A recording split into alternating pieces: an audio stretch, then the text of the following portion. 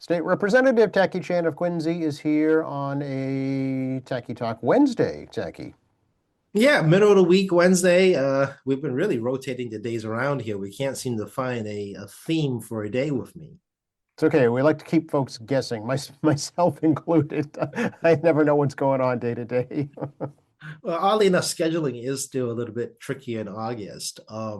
A lot of the meetings that I was supposed to do throughout the month of June kept getting pushed around into July. But circumstances in June made it very difficult. So I am making up for lost time. Hopefully, as I close in on the second half of this month more, I will have less meetings and focus on some more stuff I need to get around the house done. And those who've gone through the process of leaving loved ones realize that this process on legal matters as well does take a better part of a year. No, for sure. And you're a lawyer. Imagine folks who aren't. Yeah, I don't do a lot of probate work. I do know enough to know what's going on. I do have friends helping me on this on the legal side, but it is some preparation issues did not occur properly with my mother. Actually, I was telling mom to do certain things and she didn't do them. So there's only so much one can do. But at the same time, though, it's just a reality of it, as well as figuring out this next part of doing things. And like everyone else, I need to get into my yard. This humidity, in particular, despite the temperature coming down, is it's just really hard to breathe and just get through the wetness of it all. So I'm hoping we get some clear days, and I can get maybe 4 consecutive days off where I'm not checking email, hopefully, or less check email of 4 days. But at the same time, though, we're running a poll. I got a poll with the committee due on Friday. We're sending a bill to study order regarding electronic device notifications of electronic radioactive health. It's a weird kind of sort of thing. It is what it sounds like. Radiation will kill you from electronic device notification. That is not ready to do. We don't have time to research it in the period we're given. And the session is essentially closed in formal session, so no action will be happening on controversial matters. So I actually been chasing committee members for votes by text messages when we open up on Monday. So for those who question about working through the summer, my staff and I continue to work through the summer on administrative issues. You may not think it's that important, but from our standpoint, under the House rules, I do have to get these administrative stuff done as a committee chair. Oh, absolutely. Yeah. And I know, it won't be long before October 1st rolls around and we'll have a better sense for how the federal budget's going to impact us. Yeah, I'm actually waiting with a lot of fear and dread. We've talked about this many, many times now here about the looming October 1 deadline and the political consequences. I've been watching primary elections around the country. As you know, I'm a junkie and I follow some better than others. And there is a distinct battle in both political parties. You have the so-called MAGA split up among themselves, given the current president's inability to follow through on his commitments on certain things. You do have the more what we call conventional or moderate Republican Party, as well as the more liberal side of it. Doesn't exist, by the way, the smaller wing of the party, where it's a little bit not Democrat, but they're less moderate, more liberal, so to speak. And there is a battle at the state legislative level, which the more news coverage is covering. The news outlets have paid attention to the importance of those down ticket races, including county seats. On the flip side, the Democrats are facing an equal challenges you've seen. You have the so-called Democratic Socialists, which I find fascinating as a politics major. That this is not what I understand socialism is, but that's a longer conversation for a different day. But you also have just plain old, far left wing, which has been around for a long time, and you have the much more moderate. And of course, you do have more conservative moderates, Democratic Party as well. And we are watching a few races here, particularly the Cambridge area, the Somerville area, where there's a lot more activity on the left side of the party, so to speak. And nationally, is the same thing happening. Certain states have definitely, by close margins, actually, elected either a moderate or a more liberal or progressive Democrat in races, and they haven't been exactly blowouts. A lot of them have been nail biters in both political parties at the state legislative level. So, our primary day is September 1. And again, we remind folks that mail-in ballots, early voting, and going to City Hall is available as well as voting on September 1st itself. And I'm hearing a little bit that preliminarily it seems to be tracking similarly regarding early voting as it has the past several years. Just talked to the city clerk earlier today. She tells me they have sent out over 7,000 mail-in ballots, and they've got back over 5,000. So that's a very popular option. Extremely popular option, despite, to be frank with you, a very small portion of the population against mail-in ballots. The reality is the participation rate shows that it outweighs the portion of the population that thinks this is a bad idea. It seems a little lower than the last few times in my mind, but it's still fairly consistent. And 7,000 ballots taken out in a situation where they're probably looking at maybe around 15 to 20,000 voters coming out, I think is Nikki's probably saying somewhere in Yeah, that. she's predicting about 25% turnout. Yeah, so that pushing it closer to 20,000 to 25,000 range total around the city. So about 20,000 there. So yeah, no, that's actually very good early voting. 7,000 potential 20,000. Yes, very much so. And then, there's early voting that starts this coming Saturday, runs all next week. And then, as you say, the in-person voting on the September 1st as well. And remind folks, even if you're not affiliated with a political party, any political party, you're considered unenrolled, put them as a U in the voter book, you can participate in a primary election on September 1. You will not be forced into a political party as a result of your participation. That had ended a long time ago. At one time, that was true. If you took a Democrat, or Republican ballot, you had been put into that political party by participating in a primary. That is not the case. You retain your unenrolled status. So if you wish to vote early or vote for a candidate in the primary, it doesn't matter political party you choose. We do encourage you to do so. As unenrolled, you're free to retain your unenrolled status. That's right. Yeah, all you have to do is tell the clerk at the polls which ballot you want. Yep. Yeah. So we shouldn't, again, not this. We want to encourage people to vote, regardless of who you're voting for. You don't have to vote for me. I just want you to go vote. Mm-hmm. So, definitely do participate. And we've created so many ways to reduce barriers and create more ease, especially in early September 1 voting period where I'm sure many people are planning to final vacations. Right. Yeah. So, and the clerk tells me also this year they have electronic devices that will translate into 88 different languages. So it should be accessible for all. And the ballot is also in Chinese.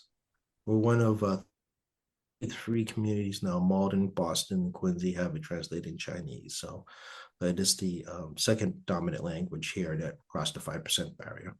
Yeah, absolutely. Absolutely. So much stuff has already happened. August Moon was a big hit. Yeah, it was actually one of the most beautiful days of August Moon. It wasn't wet. It wasn't humid. The sun was very strong. It was indeed very hot. It was guzzling water like you've never seen. It was, we handed out 2,200 plus fans and 1,000 jar openers and probably, almost like 500 plus tiny little magnifiers were a big hit and about 800 ice pops to folks. It was great to see the city councilors and the state delegation and county folks and candidates throughout the event. As we actually talked a bit early on, we're living in very different political times where some of the people with not having manners, will be polite about it, didn't occur this time. I have had situations where people were in my face. While I remain as calm as possible, hoping nothing more happens. That didn't happen this time out, which was great. And people came up with some really good questions or just want to talk about stuff, so to speak. Doesn't have to be politics or work, but just talk about a few things, including my own family life. And it was good to see a lot of old friends. And, some of the good questions asked is, for example, about the so-called audit that the state auditor wants, which the Supreme Court kind of punted, saying she couldn't really do it, but kind of can, but only if we say so. And I would like to remind folks that we voted under the House rules twice, actually, because we had to vote for the rules 2 different times, to give the auditor the ability to choose our auditor, and we pay for the auditor through an RFP process. House and the Senate both do an RFP process currently for a financial audit of both branches, of which the financial audit's available online, which is not very exciting to look at, but they're there.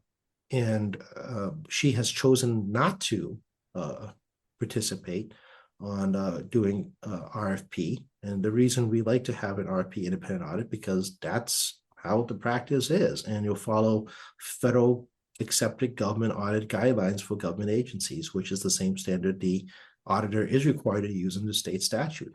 So that issue, as I like to say, has been pushed back onto the auditor to take the initiative, which has been provided by the House. And if she chooses not to, we would follow through on RFPing or on auditor, like we normally do, not me personally, but the business office would issue an RFP and do the financial audits at the end of the fiscal cycles. So that was one of the questions that came up. Some people asked about ballot questions, of which, as we talked about, there's too many of them.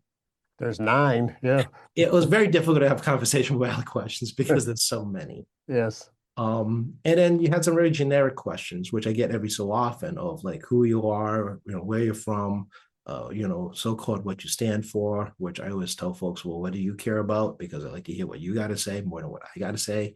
And also just give a little bit of explanation about, what is the state legislator's role? The federal government has sucked the air out of the room in the news by all the things that's going on down there. And of course, municipal government's been very busy, as QATV's been covering every council meeting.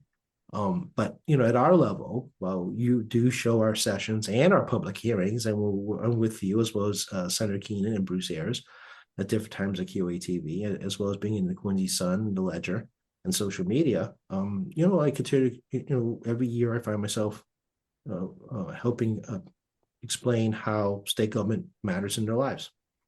And I know that you also welcome students, public school students, to the State House all the time to have them learn more about it.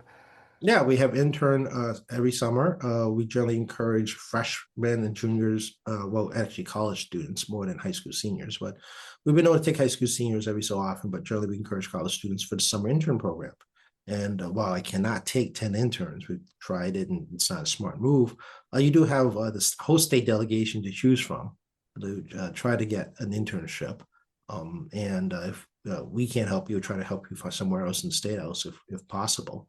And you get like 4 speakers a week that are not all elected officials, but also folks that work in government or with government in the private not-for-profit sector.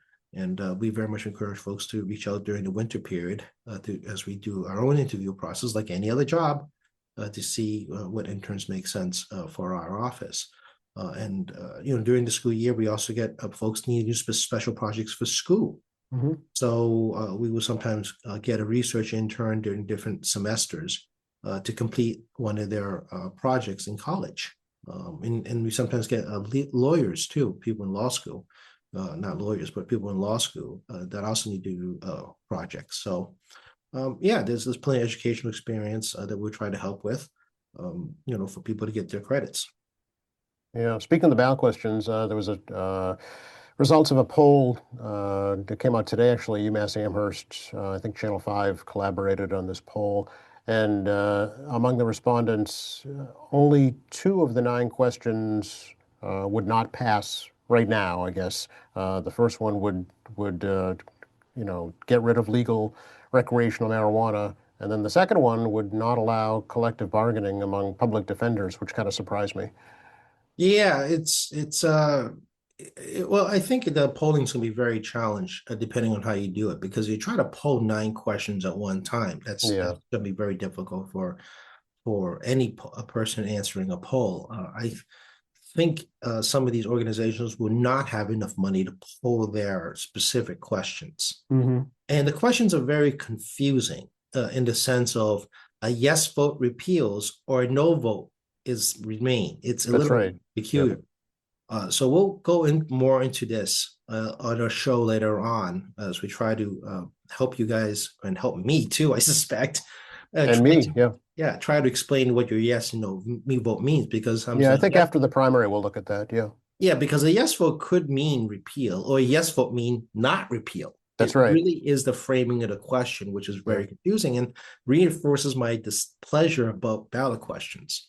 Uh, Yes. Once that red booklet comes out from the Secretary of State, we'll have a better opportunity to talk about those. so, if I remember correctly, the Council of Public Services, whatever, the contracted public defenders is trying Yeah, to unionize. And I believe that is a yes, is to unionize them. that's correct. And explaining that collective bargaining issue in public on a public forum in like 2 minutes is not easy Yeah, because there's a bit of a story and people don't fully understand what that agency does because you name the agency. I don't think people know what it is. I agree. I think you're right. That's why I said public defenders, because I think that's more relatable.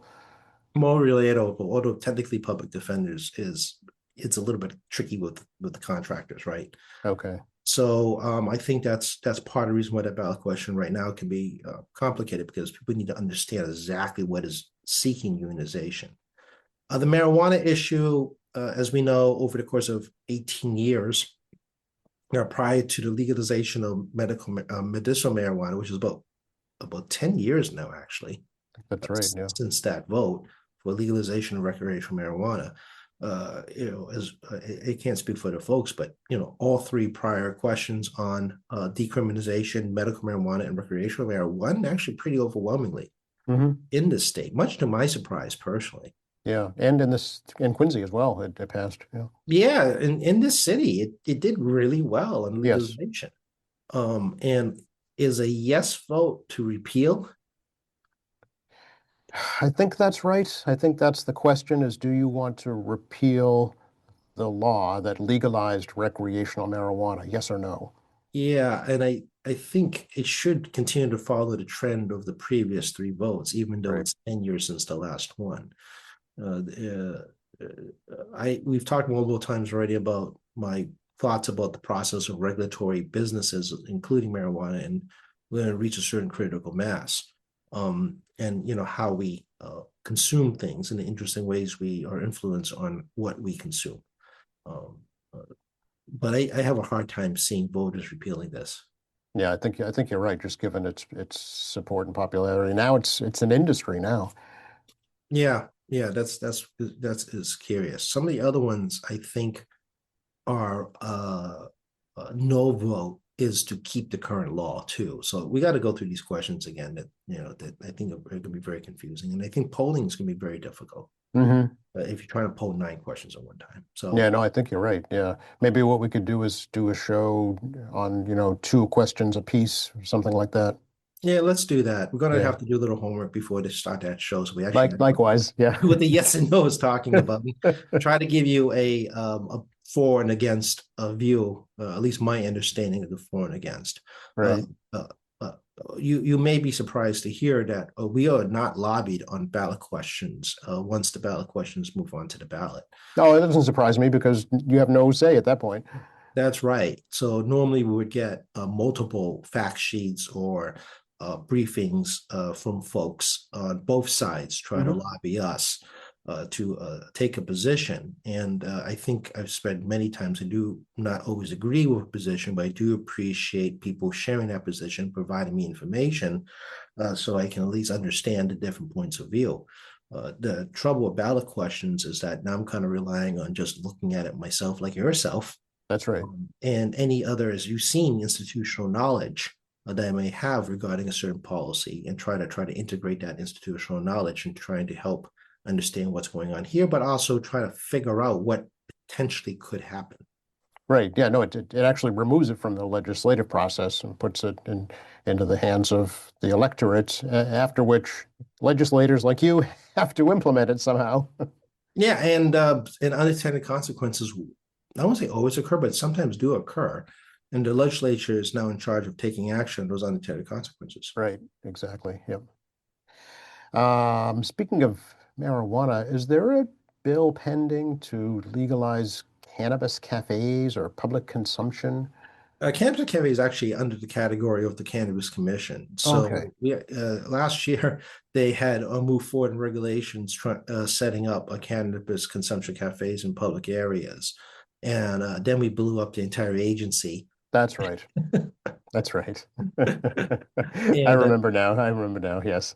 and you may have followed, I don't know how people are listening, have followed newspaper, a series of Boston Globe articles detailing the absolute chaos and non-functionality of its prior version, and it really to create accountability. So we did pass into law a consolidation of the agency under the governor, which provides singular accountability and includes, the fact that the inspector general had been in there and noticed a lot of discrepancies, including uncashed checks. So Ooh. yeah, yeah, there was a lot of administrative problems and regulatory issues. So as I said a year ago or so, Yep. I can't understand why would you be implementing regulations when your agency may not exist and you're under siege by the inspector general to figure out what's wrong with you folks. And they did find a lot wrong. So Okay. um, So it's a part of the executive branch now. part of the executive branch will see what the current commission, as they're actually cleaning up their house as we speak, will do on things like cannabis cafes, whether they're going to try to continue to push forward that regulation or they're going to peel it back. And of course, there's a local component because you still need to get your local licensing and you have to meet local health codes and things like that. Personally, I don't like the smell of it and I don't partake of it.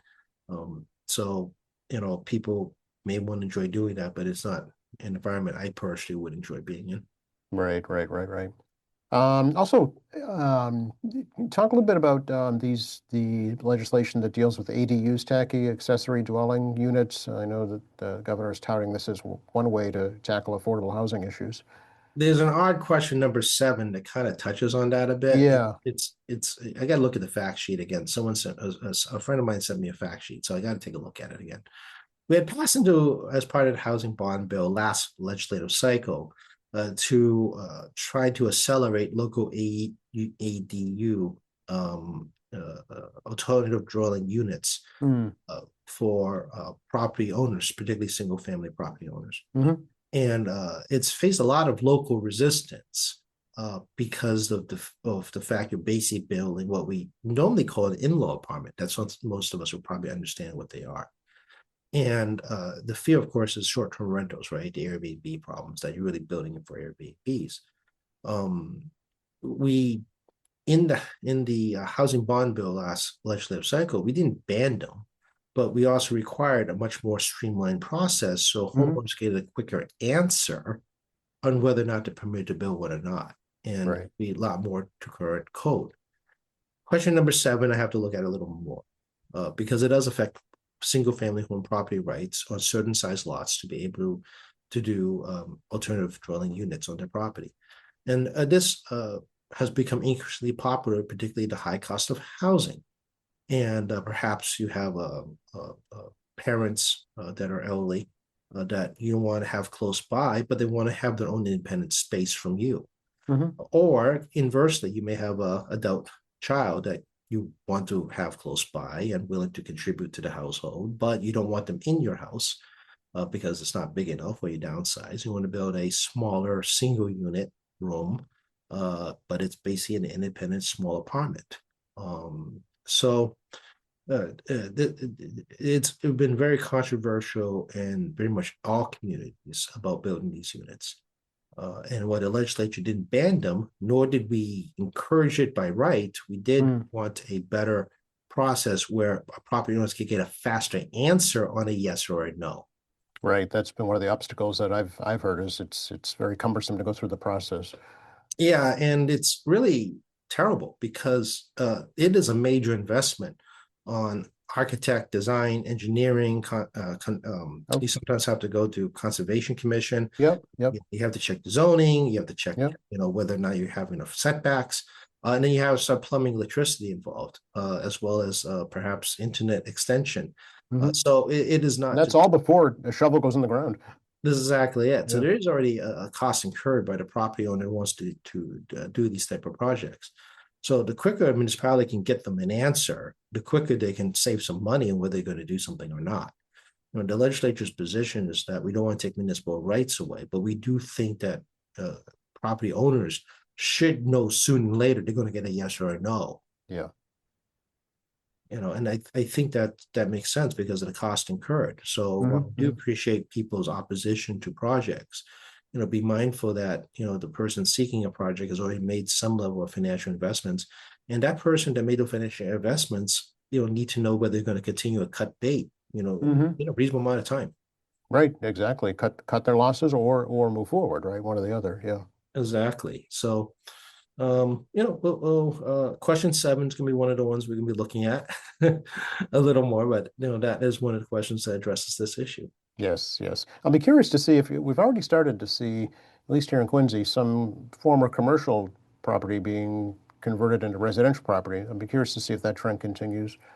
Yeah, we talk about this in Boston quite a bit too. It's actually not cheap to convert a commercial to a residential property because you would have to reconfigure the entire heating, cooling, plumbing, electrical system to be per unit with its own circuit breaker boxes, its own plumbing system, and its own HAV system, and individual metering. People think it's something you just kind of like go in gut and just that's it. It Yeah. really isn't. You have to gut, including let's say the floor's bathroom, completely Hmm. remove the whole thing and then redo the entire thing per unit, which can be not cheap to do. Right, And you have a little bit of soundproofing, I guess, if you want to have right. residential. So I suspect that certain size commercial makes some sense if you're looking at a smaller facility and you can sell each condo or get rental that will make a big difference price, within X number of years for you to recoup your costs Hmm. makes some sense. But when you're dealing with like, the 14-story buildings, it could be very cost prohibitive. Yeah, well, I mean, in some cases, they've done the calculations. It's cheaper to tear them down and start new. Yeah. Ironically, if you do have unused apartment complex and you want to convert that to commercial, somewhat easier. Ah, interesting. Well, can make sense though if you think about it, because it's already kind of set up for individual offices. Yeah, there's already a bathroom and Right. everything else, and you can always remove the kitchen if the Yep. municipality considers a kitchen to become residential. You just remove Hmm. the kitchen, but it's not required, and the kitchen could be just used for an office use. You particularly got, let's say, a large suite, a very pricey. Let's say you got a very pricey piece of Boston property where you have this unused large suite. Hmm. Hmm. Could be used for a decent sized small business. Yeah, right. Just take out the stove, and then it's not a kitchen anymore. Yeah. Yeah, exactly. So, I've not seen which buildings in Quincy has converted to residential from commercial. I have been watching, particularly in my own neighborhood in Walston, the building out of the of behind the 7-Eleven, and that my Yep. understanding is that once that's done, they're going to go across the street to the old New York Market, Eastern Bank location. There used to be a CVS. There used to be another market in the past.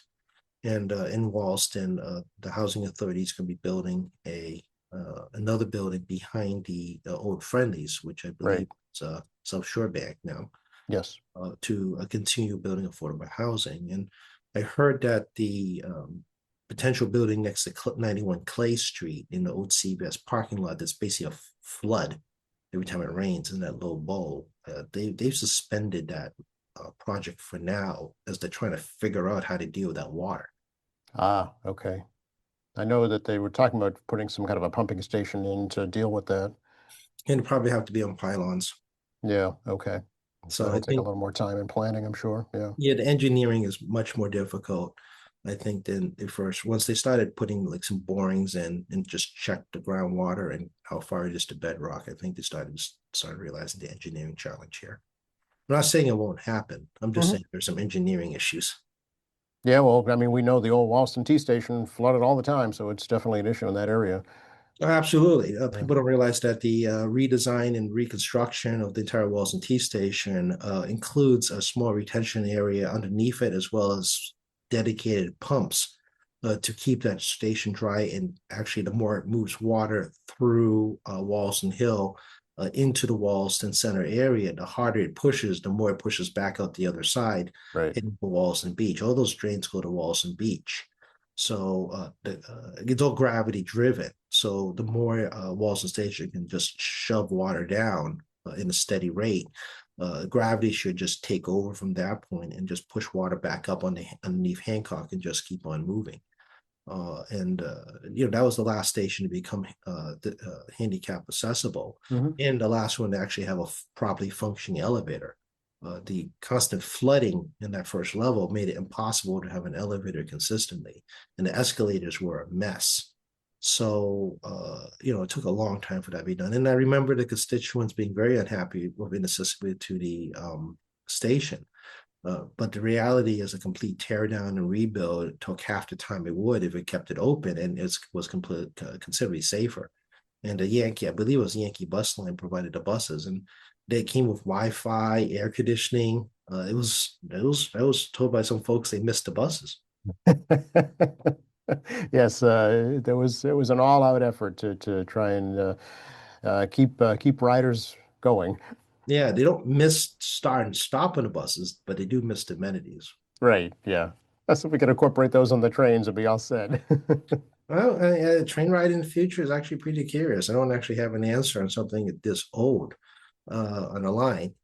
But again, I give Phil Ing a lot of credit, and I again reemphasize to the governor not to make him transportation secretary. We implore her to just keep him at the MBTA to continue very hard decision making, Hmm. but try to get the line a greater reliability and more sturdiness into the future. A line this old is always going to have maintenance problems, Hmm. and It's it's 60 years, just this past week celebrated 60 years for the Red Line. for the red line. So, and it's over 120 for the whole system, Right, particularly the green line. So, the reality is as they continue its system upgrades is about long-term maintenance schedule. And that's what they're trying to set up now. Is that as time goes along, they can go through rotation on sadly shutting it down for short periods again down the right. road for maintenance to keep reliability up. So I suspect this would be even past, hopefully, to cross my fingers, past filling, that they will keep up a regular maintenance schedule, which will cause you some inconvenience, but it will prevent it from having long-term shutdowns and potential derailment and other types of accidents. Right, right. I mean, eventually they're probably going to have to do the same thing at the Quincy Center Station. Yeah, the Quincy Center Station is still a conversation. The city is the master planner, and Quincy is the only municipality that controls the air rights over the MBTA, thanks to Mayor McIntyre. So, for any type of vertical construction on any part of the MBTA line, requires city approval, and hence the city is the master planner for Quincy Center T. Now, there is some interest on trying to bring back a garage. Mm, Other question is that do they want to do any type of commercial project on top of it? Since the Quincy Courthouse is going to be redeveloped on its current site, that no longer needed to put a courthouse over the train station, which was right. actually part of a Yeah, I know there conversation. was talk of a Justice Center over there, but that's not happening now. It does not happen now either. And to do a project type, as you guys can imagine, is that you can't disrupt the train line, nor you could put the train tracks, nor the passengers, nor the trains in any kind of danger. Right. So the logistics on that type of project would be quite intense and quite expensive to do, just architect and engineering. And you also need tenants before you even begin, Hmm. because you got to be able to pay for this project. And if it becomes a public project, the bonding would have to be enormous. And whose bonds are going to be on, state, the city, or an adult, they can get the federal government to want to participate. Right. So it is continuing to be a real question mark. It seems that the current post actually, especially after post COVID, the current parking facilities seem to be maybe sufficient. I say that maybe because it depends when we're talking about. Hmm. If we're talking about like Labor Day weekend, it probably is okay. Right.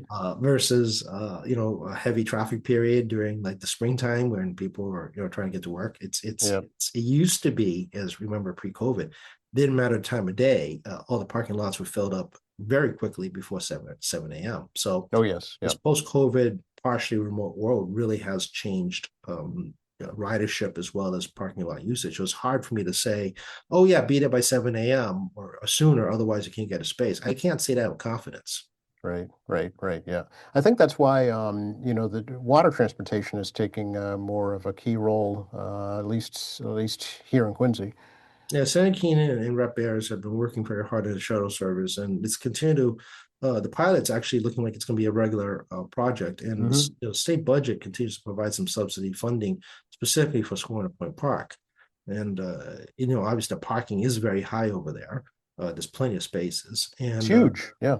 the pier is still usable. Yep. It's actually in pretty good shape. So continuation of the route, of Hingham, Quincy, Winthrop, Lynn, and the airport, is very beneficial. You do have to check the schedule, and it is not directly to a terminal. You do have to take a bus once you arrive at the airport. Yeah. I've Yeah. been told it's actually, depending on what flight you are, actually is much more convenient.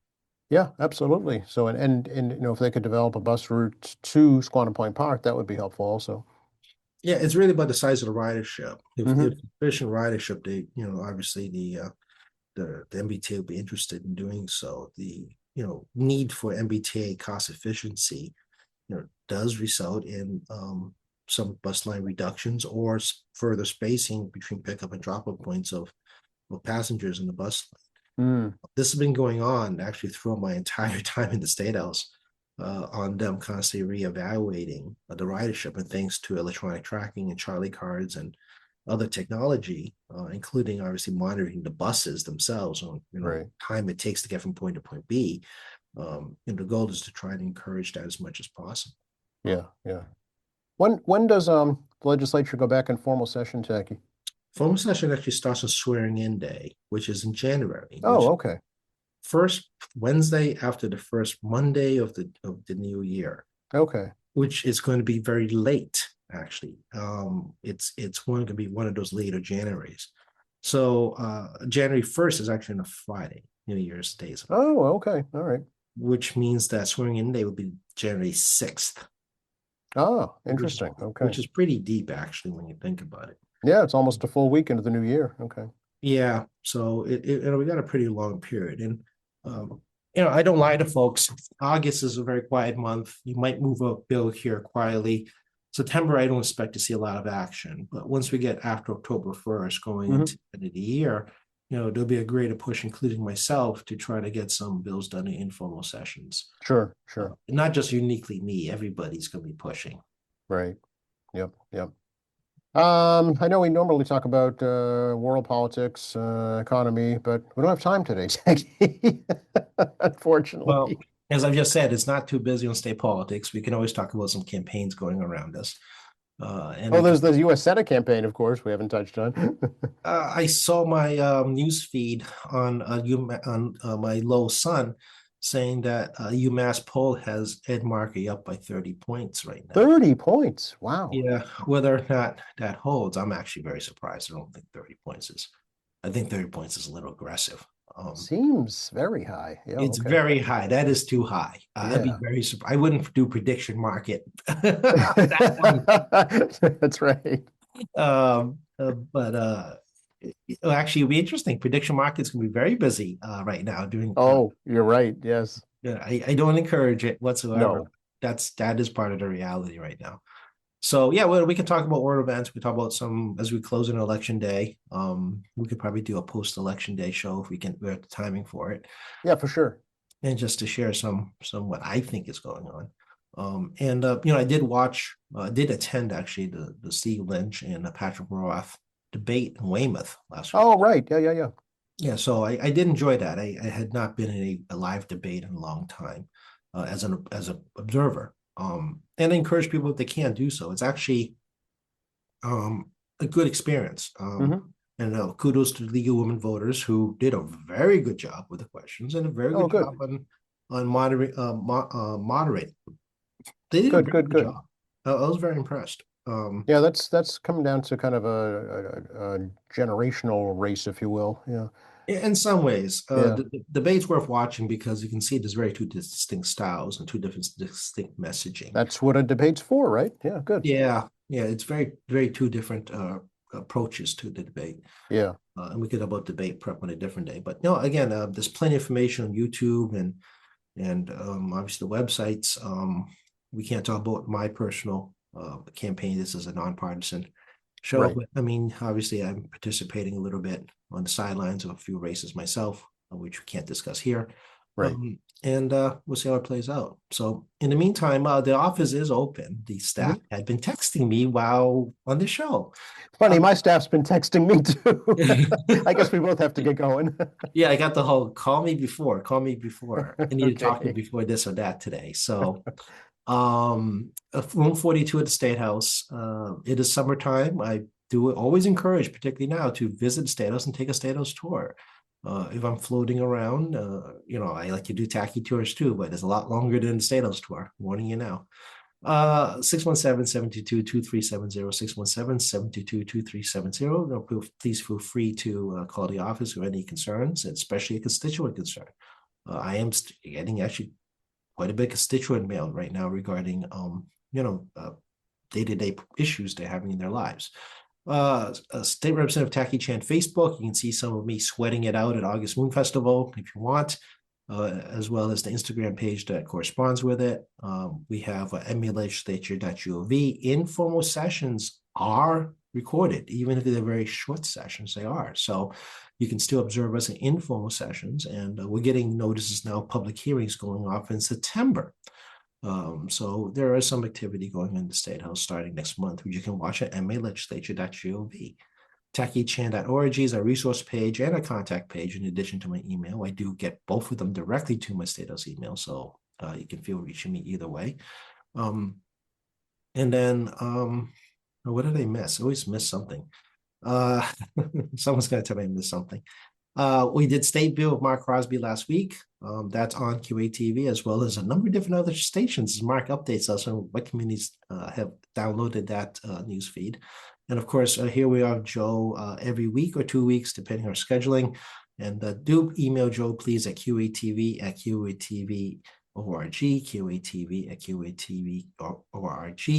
Actually, I did have someone I met at the Germantown Housing Authority, the Quincy Housing Authority's 80th anniversary party, who actually is from Tobin Towers, who actually do listen and watch to our show. I was very happy to get a little bit of feedback. And if anyone that watches, has a question or suggestion, definitely please email Joe at QATV at QATV.org. Absolutely. Love to hear from folks, and thank you to that person. We appreciate that very much. Good to talk to you as always, Tacky. Have a great week. You too.